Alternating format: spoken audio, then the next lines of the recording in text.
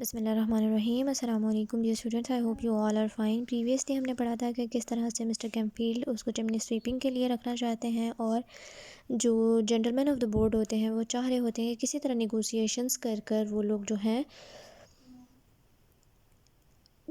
جتنے بھی ان کو پیسے دینے پڑے تھے وہ بھی نہ دینے پڑے اور اولیور سے جان بھی چھوٹ جائے۔ لیکن آخر کار وہ 4 پاؤنڈز پر ایگری ہو جاتا ہے کام، اور وہ جب جج کے پاس جاتا ہے، کیونکہ لاء ہوتا ہے کہ کوئی بھی بچہ جب ورک ہاؤس سے کہیں اور کام کرنے کے لیے جائے گا تو اس بچے کو پہلے جج سے ایگریمنٹ سائن کروانا ہوگا ورک ہاؤس کے تھرو، اور پھر وہ بچہ جا سکتا ہے۔ اور پورا راستہ جو ہے اب مسٹر بمبل اولیور کو ڈرا دھمکا رہے تھے کہ اگر اس نے کوئی بھی ذرا سی بھی چھوٹی غلطی کی جس کی وجہ سے وہ وہاں سے نہ گیا، یا جج کو ذرا شک بھی ہو گیا کہ وہ خوش نہیں ہے، تو وہ اس کو بہت مارے پیٹیں گے، اور اس کے علاوہ اس کے لیے بہت ساری جو ہے ڈفرینٹ پنشمنٹس انہوں نے تیار کر رکھی تھی، ڈفرینٹ قسم کی مختلف اقسام کی جو ہیں سزائیں اس کے لیے تیار تھیں۔ اس کو مارنا، پیٹنا، ٹھنڈے پانی سے نہلانا، کمرے میں بند کر دینا، الماری میں بند کر دینا، کھانا نہ دینا، اور مختلف اور بہت ساری چیزیں اس کے لیے تیار تھیں۔ نیکسٹ ہے اے کائنڈ اولڈ جج۔ اب جج ہوپنگ دیٹ کہ وہ کائنڈ ہی ہے۔ دے انٹرڈ دا ججز روم۔ اب آخر کار وہ جج کے کمرے میں چلے جاتے ہیں۔ آفٹر دا جج had talk to Mr Gamfield and Mr Bumble for a few minutes.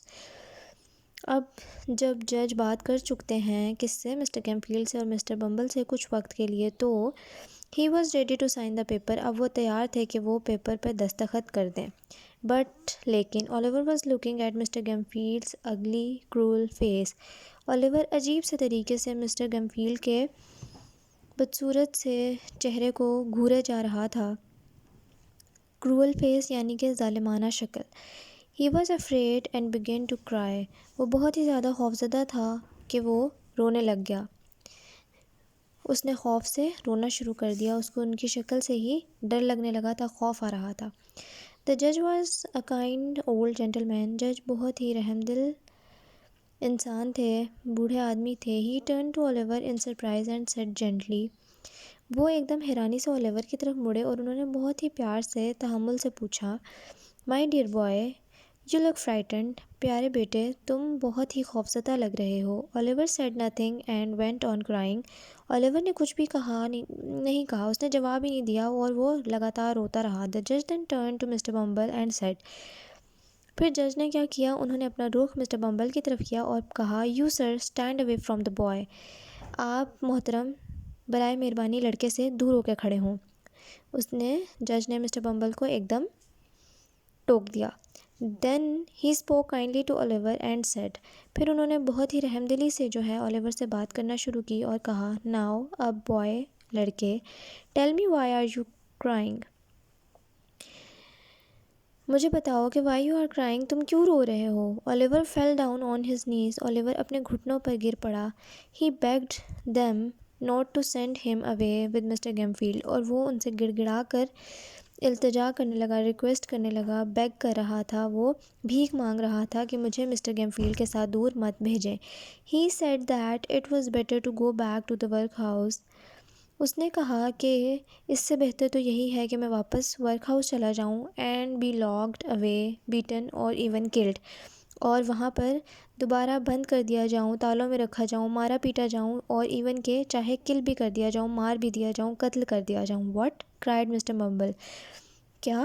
Mister Bumble ایک دم چلا کر بولے، looking very angry۔ وہ بہت ہی غصے میں دکھائی دے رہے تھے۔ Oliver Twist, you really are a wicked child۔ You only think about yourself۔ Oliver Twist، تم بہت ہی برے بچے ہو اور تم صرف اپنے بارے میں سوچتے ہو۔ Be quiet officer، said the judge۔ جج نے ایک دم ان کو دوبارہ خاموش کروا دیا۔ Mister Bumble was surprised۔ Mister Bumble تو حیران ہی رہ گئے تھے کہ یہ کیا ہو گیا میرے ساتھ۔ Then the judge turned to Mr. Gamfield and said۔ اب جج جو ہے مسٹر گیمفیلڈ کی طرف مڑے اور کہنے لگے، I will not let this boy work for you and tore up the paper of agreement۔ انہوں نے کہا کہ میں اس لڑکے کو آپ کے لیے کام کرنے نہیں دے سکتا، اور پھر انہوں نے tore up پھاڑ دیا، tear کا past form tore، پھاڑ دیا پیپر آف ایگریمنٹ کو۔ To Mr. Bumble he said۔ اور مسٹر بمبل کو انہوں نے کہا، Take the boy back to the workhouse officer and be kind to him۔ اسے واپس لے جائیں اور اس کے ساتھ رحم دلی سے پیش آیا کریں۔ So پھر Oliver did not work as a chimney sweep, اور اولیور کو اب چمنی سویپ کے طور پر کام نہیں کرنا پڑا تھا، اور وہ اس چیز سے کسی نہ کسی طرح آخرکار بچ ہی گیا۔ نیکسٹ مارننگ، اگلی صبح، another notice went up at the work house gate. ایک اور نوٹس جو ہے وہ ورک ہاؤس کے گیٹ پر جا کر لگ گیا تھا۔ اب نیکسٹ نوٹس کیا تھا، وہ اولیور کے لیے کون سی نئے مسئلے مسائل کھڑے کرنے والے تھے، یہ ہم نیکسٹ لیسن میں پڑھیں گے انشاءاللہ۔ Read your lesson, take care of yourself, meet you in the next meeting, اللہ حافظ۔